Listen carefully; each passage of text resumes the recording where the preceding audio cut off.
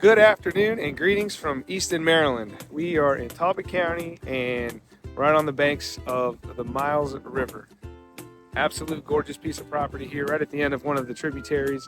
And we have a house here that had a cedar shake shingle on top of the plywood, so the tear off was fairly simple, but I wanted to go over a specific detail that the homeowner had requested during the tear off process. So the roof line ended about right here, and this area right here was open rafters that allowed some natural sunlight into the house, into these windows. So we extended it all the way to the end and around the corner, and there's one also on the other side. So after consulting with our team, we were able to put this solution together for them, and they're very happy with it. It's been a pretty windy week, and as you can see, we're still in some pretty high winds.